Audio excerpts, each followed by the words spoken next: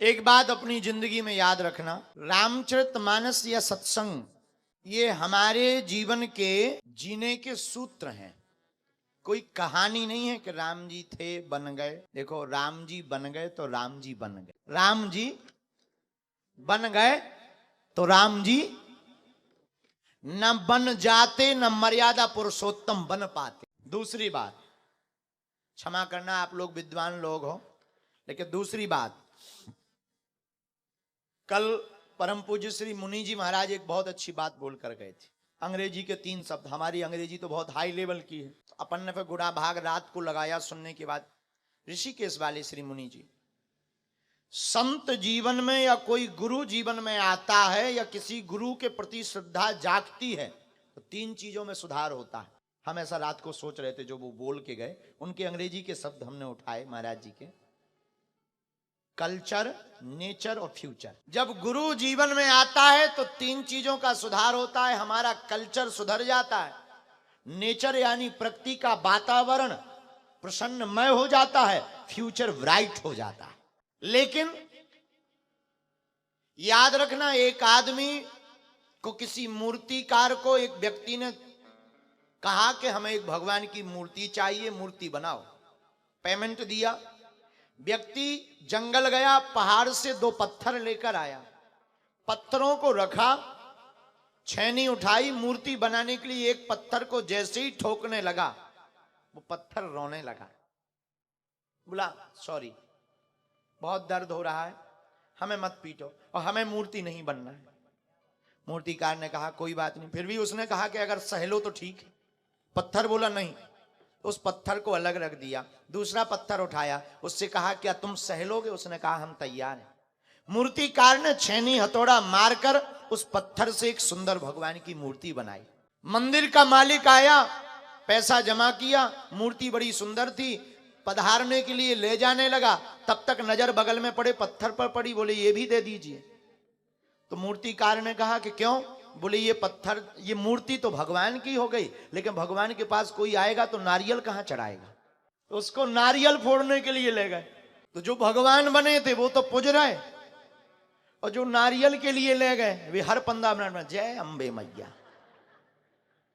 जय बजरंग बली, जय शंकर जी। अब हर 15 मिनट में उसे इंजेक्शन सा लग रहा। तो जो मूर्ति बना हुआ पत्थर था वो बोला देखा, अगर पहले तूने सह लिया होता तो तू भी हमारी तरह पूजता, अगर तूने पहले सह लिया होता तो तू भी हमारी तरह पूजता। इसलिए याद रखना, जो तपता है वो पूजता है,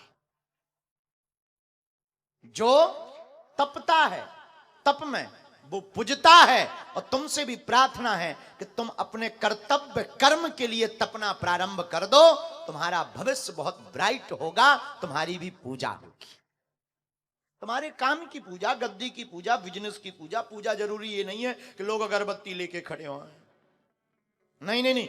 पूजा का मतलब है कि आप तपोगे तो आप, तपने का मतलब अपने आप को कसौटी पर खरा उतारोगे तो निश्चित रूप से सोना तब तक पहनने योग्य नहीं होता जब तक वो तपता नहीं।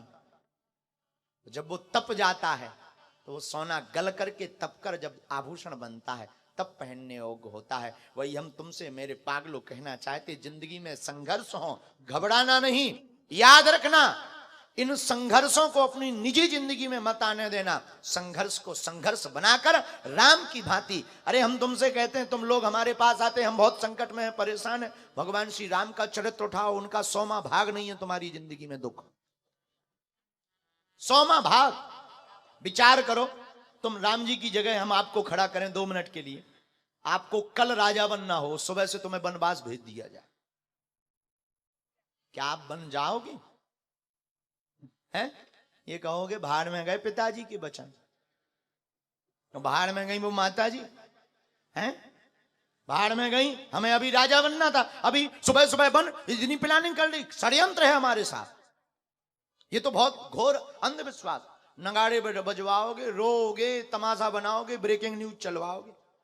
और कल मुनि जी बहुत अच्छी बात कह गए, ब्रेकिंग न्यूज नहीं मेकिंग न्यूज होनी चाहिए। हम तुमसे प्रार्थना ये करना चाहते हैं कि राम जी कितने आदर्शवान हैं। राम के चरित्र से सीखो, संघर्षों से घबराओ मत,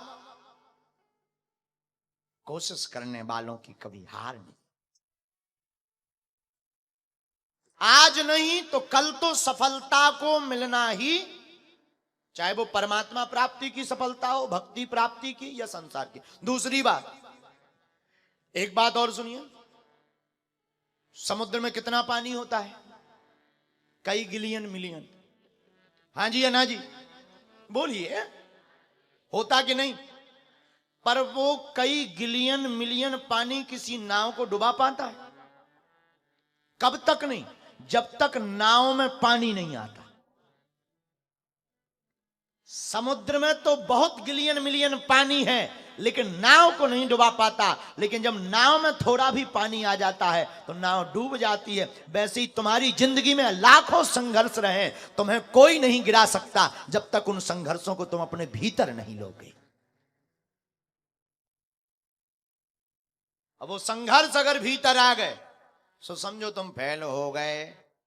राम जी से सीखिए, राम जी बन गए तो वो बन गए, और आप भी तापस वेश विशेष उदासी 14 बरसु राम बनवास। आपको भी बनना है तो एक बात मेरी याद रखना पागलो, अपनी जिंदगी में कभी भी संघर्षों से घबराना मत, रोना मत।